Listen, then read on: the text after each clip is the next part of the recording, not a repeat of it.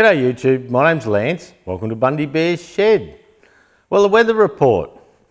Look, the days are lovely. Like today's around 30 degrees and we're not quite there yet, but we shouldn't be far away. I didn't put a stew out last week. I was just too crook. Not this last Monday gone, the one before. Yeah, that evening I just started feeling terrible after the last stew. And yeah, I just went downhill from there. And we had one of our people that worked with us there, Alan, he had this flu, and he come to work a few times with it, and we said, go home, you know, you get sick pay and all that, just go home. And anyway, a couple of times he rolled in, gone to work, and we sent him home, so we didn't catch it. But because he was away, I suppose I had to use his phone and bits and pieces, and of course all good things need to be shared, so we've got this disease. And so my mum has had it, and the doctor said it's going to take you 2 weeks to come out of it. And Alan's back on work, you know, back on deck now, no worries. But yeah, it's about 2 weeks. So my 2 weeks is up tonight, so I'm coming good. I'm still not a ball of energy, but I'm coming good. So that's all right. It's all you can ask, really. And we've had it since the last stew, which was a fortnight ago. Yeah, look, we actually got a bit of rain, and the storm season comes through, and we're in the wet season in Australia now, and a lot of the storms around, you know, people are getting 20 mil, 30 mil, things like that, and look, we were just missing out. Or if we got some off it, it'd just be that lower flow, like that light, the rain, that it would just soak in. And the paddock was looking beautiful. Like there was enough to keep the grass growing, the paddock looking good, and but yeah, no runoff for the dams. But then I think it was last Wednesday evening, storms come rumbling through again, and we just got right under one, and we got 82 millimetres for the 24 hours, and I think it was 79 millimetres in one storm in about an hour. And look, that was just great. That got the water running down the paddock, and it started filling the dams. So there was a bit of a trough came through from the west out to the east, and they said we could get some good rain, but we're sort of, in the past, we don't get our hopes up too much, because yeah, it sort of comes to Bundy Bear and it seems to split down to Harvey Bay and up Agnes Water, 1770, things like that. So so we're very fortunate. Other people we spoke to, I think Plasma Dave might have got 50 in the same storm. My other mate Dave down at the Burnett Heads, he often gets more than us, but he got about 34, I think. And so, yeah, we were just lucky to be under it in this instance. So, yeah, look, we're certainly grateful for it. I've just finished going for a walk with the camera down to the dams to give you a look, because I get a lot of questions about the dams, and people around the world are interested just in the day-to-day goings on, and the dams are a topic of conversation. So one dam on the left-hand side, it's as full as it can be for the moment, because it goes under the culvert now, and it's starting to fill the dam on the left that we pump out of. So the dam on the right, as you're walking up to Bundy Bear's Shed from the house, it's got all the paddocks where the cows are and all that to run in from. So it runs in through there, through the reeds and things like that, cleans the water a bit, and then it goes through the culvert to the dam that we pump out of. So it's not the one that gets silted up, it's the first one. But because we had the dams dry for so long, I had plenty of chance with the front end loader and that to dig them out and clean them out. So the dams are all in good nick at the moment. One thing, though, there were a couple of weeds in the dam, and within about 2 days of the dam filling up, the weeds have grown like 1.5 metres to stick their heads out the top again. It's just amazing, nature, isn't it? So yeah, so look, we're excited about that. It's a good thing. I may, if this other dam on the left, if we get a bit of follow-up now, and the dam on the left fills a bit more, I'll probably fill some of the gaps in the orchard where I've got trees that died over the drought. So Pardon me. So hopefully we're back to normal seasons, because the dams used to, like for 18 years or something like that, they would overflow, well, yeah, probably 19, 20 years. They would overflow 3, 4, 5 times a year. And every little scud would send them over again, and we had water to burn, and we didn't realise the asset that we had until it was empty. And we probably didn't use it as much as we could have. But let's hope the cycle's turned, and I think there's a bit of an El Nino, I think they said. I can't remember if El Nino or La Nina's a good one. But anyway, it's a Pacific Ocean water. It gets a bit of heat in it, or the Indian Ocean water, and it seems to generate the rain. So let's hope it's a good season. Well, we were just tickled pink with that one storm, then another 20 millimetres follow up the next day, and that just kept the puddles coming, sort of thing. So yeah, great thing. We're very pleased. We took over our house on Monday, last Monday, and Judy's got this bloody dog's disease too now. I've shared it with her. She said, "Don't you give that to me." And I said, "Well, no, I'll try not to." But anyway, she must have just took it, because I didn't give it to her. So poor old Jude, she's been crook too, and we're sitting up there watching TV, barking like bloody dogs, coughing away, and it's not real flash. But pardon me. But anyway, we're coming good. Yeah, I've been on penicillin and that to try and sort of throat out that I've been having trouble with, and it's just been no good. But I still buggered around, like even though I was crook, I've set up a computer up in the office at home there so I could work from home. So I still got emails and things done. Look, not a lot. I'd go home and have a snooze, and my emails, my bundybearsshed@gmail.coms and my Queensland Tractor Spares ones, and the YouTube messages. I tried to do them every day, every second day at the very least. And so I'm up to date with those at the moment. So yeah, I'd hop up and do that, but then you just feel like shit. And I'd try and come up the shed here and do some stuff, and bloody hopeless. Couldn't get out of my own road. But I did have a bit of a fiddle. No tractor work's happened for like a few weeks here now. We just, yeah, I just sorted the router out, then got crook, so nothing's happened too much. And but while I was at home crook, I watched a bit of YouTube, of course, and the Murox tool maker, he's got a little YouTube channel, and he made a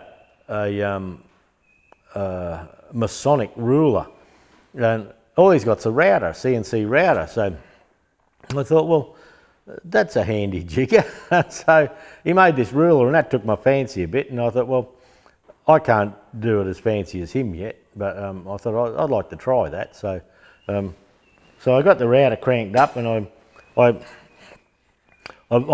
running VCarve Pro, which is the software that I'm drawing on for the router, and I bought the full version. Cost a bloody packet, but when you look at the other ones, some of the other programs, they're on a subscription service, and you know, they're $15 and $20 a month US, and the Aussie dollar's not flying real well against the American dollar at the moment, about 70 cents, 72 cents, and so I didn't want an ongoing payment, and I thought if I could retire later on, and I owned the software, I'd be right. So I bought the software outright, and I bought the Mac 3 software outright as well. So there's no ongoing expenses with that. So I thought I'll just have I'd follow Murox's lead, and just design something just for the exercise. So what I did to start with, I drew this up, and that was the wooden template I did. And I don't know, can you see? I'm too bloody blind to see. Oh yeah, you can see the numbers for the ruler down the bottom.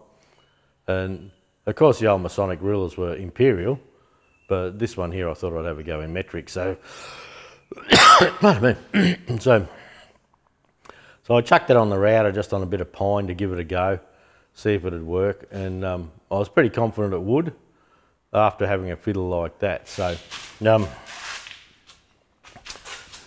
I then went and got a little bit of brass, and I copied it in brass. So you can see the definition there. And this is a bit polished up at the moment, but it was just out of a bit of old brass, got old finger marks on it because I've been playing with it. But the idea now is to use this surface here and make a wooden pocket to go in there, like an insert there. So that'll happen. I don't know when it'll happen, perhaps today, tomorrow. I'll just see how I go with that. So that was just a little exercise, pardon me, for myself to just get my head around it and get things happening. The lines on here, the lines on here were engraved with a little 0.1 of a millimetre engraving tip, and then I put a bit of black paint in and polished the top off. So I'm not sure whether I should leave it polished or just run a bit of 1200 paper across and have a like a brushed finish. But so we'll see. So yeah, that was a bit of what I got up to while I was crook. The TE20's gone no further. I didn't have a couple of pieces, and they came in while I was away crook. And that fella there, that holds the dust seal in on the TE20. I was waiting on that. And look, that's a really nice quality part. Well done. It's one of the best ones I've seen.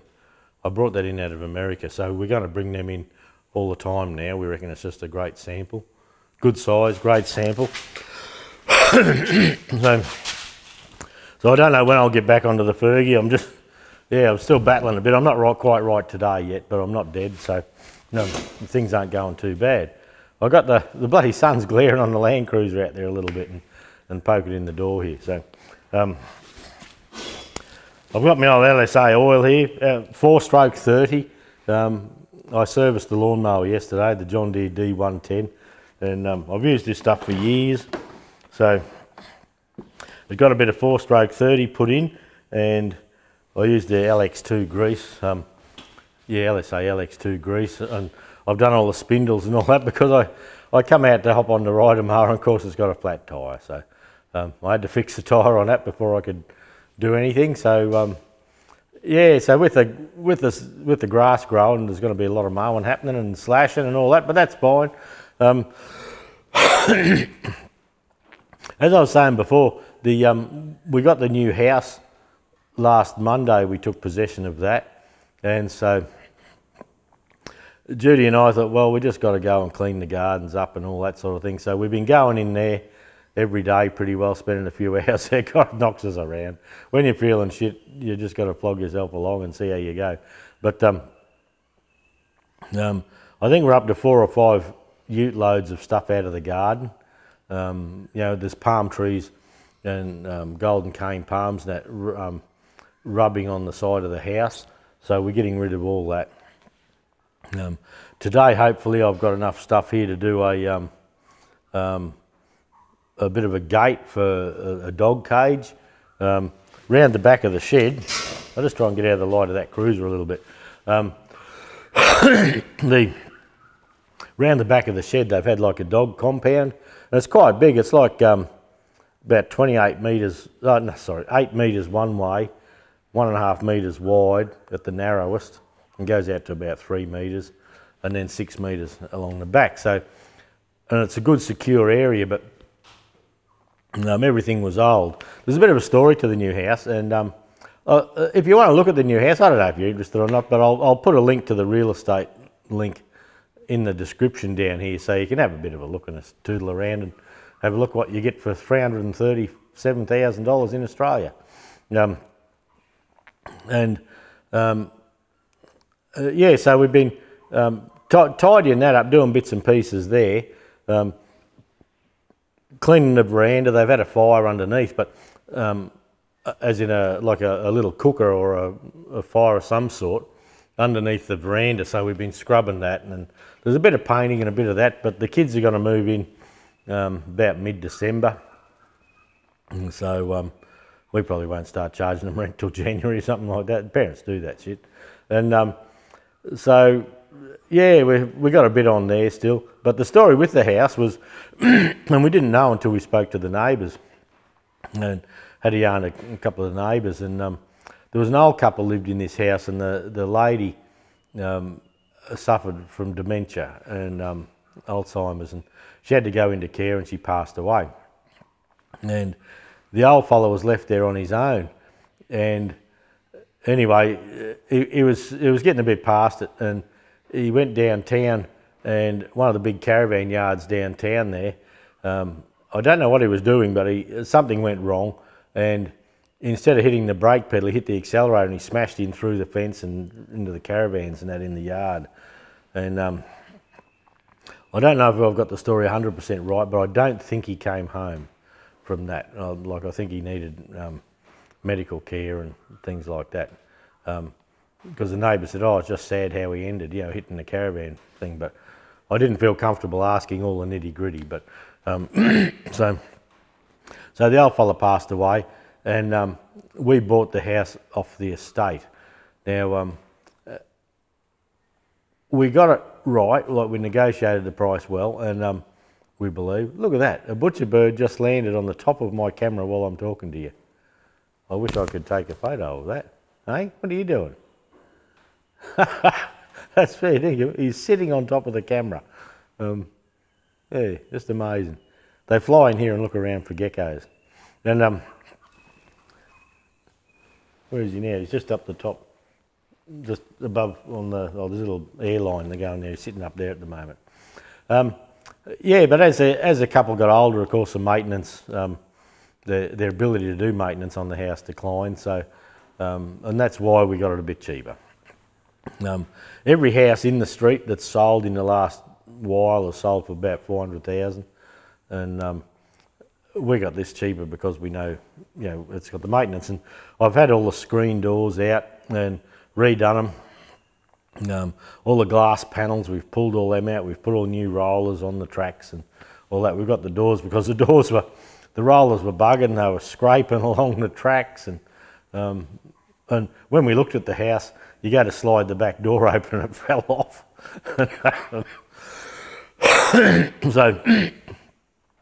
So we certainly knew what we were buying, and but it suited our budget and our skill set, really, I suppose. So I've had all the big screen doors and the roller doors and all apart, and new rollers and new screws and all that. And look, they're sliding beautifully now. I'm working on the dog fence. Some of the palings on the fence were coming off, so I've got screws, and I'm working my way through that too. So I don't know how much is going to happen in Bundy Bear's shed for a little while. We need to get this house up and running so the kids can rent it off us, and until they can buy it, and we'll go from there. So yeah, look, not a lot of news apart from getting the house and it raining. That's been a good thing, and that we've been crooked. We didn't die. Must have to be bloody crook to die, I reckon. God, when you've had a cold for a week or 10 days or a flu, whatever it is, and you're just feeling like shit, it's a long time. But anyway, I'm coming out the other side now. I'm going okay. When I talk, I cough a little bit, so I need to shut up probably. But anyway, look, thanks for dropping by. Hopefully I'll get a bit better content happening shortly. We'll be up and racing, and I'll have the energy and feel like doing stuff and go there. But yeah, we'll see how we go. But anyway, thanks again for dropping by. We'll catch you next week, eh? Well, here we go. We had a little bit of rain since I've done the last stew, and it was only this last week. But look at this. This is really something to us. We were, well, we think it was around 2016 last time this dam here filled up, and it's not full yet, but it's certainly pretty good. Pardon me. The other day in the storm, under the culvert there, this one actually started running through the culvert, and until the next one fills up, it won't fill any more than this. So, But look, this is lovely. We can see this from the house now, from the kitchen window. We can sit out the back and have a look at it, so oh, we're certainly grateful. Kelly dog down there, she's had a swim. She reckons it's good to have the pool back and a bit of water in the pool in Kelly dog's resort. But yeah, the paddocks are looking lovely. So that one there filled up, that's on the right hand side, going up to Bundy Bear's shed. Then we come back onto the driveway here, and this is the other dam. This is the dam that we pump out of, and the reason we pump out of this one is because the small one here, it drains off from all up the cow paddocks, and it has a very large catchment area, this one. And so we bring it in through here first, through all the grass and that, and this one sediments up a little bit, but it was dry for so long we got a chance to give it a good clean out. And then after the water settles out of there, it flows under the driveway here into this dam here. So we think this one is about 1/3 full at the moment, and yeah, we're just hoping to jag a little bit more. We're certainly grateful for what we have here, and that way I can, if this fills up a little bit more, I should be able to start watering the orchard again and things like that. But yeah, look, the paddock's looking good. This dog's Sansa. That's the young fella's dog. She's living here for a little while. But yeah, look, the paddock's looking lovely. And I'll have to get the John Deere going shortly, and probably go and service the pump. The pump's over in that little shed just behind the tree there. So I got the mower yesterday and I mowed a little track in there. So often when they sit for ages like that one has, you know, a year or two, yeah, you got to service them up, and the ants get in and eat the wiring. They're bloody shits of things. But anyway, that's how it is. So yeah, look, the paddock's looking lovely, and we're so grateful to have that little bit of rain. And yeah, look, it's been a long time coming, but we're certainly grateful for it now.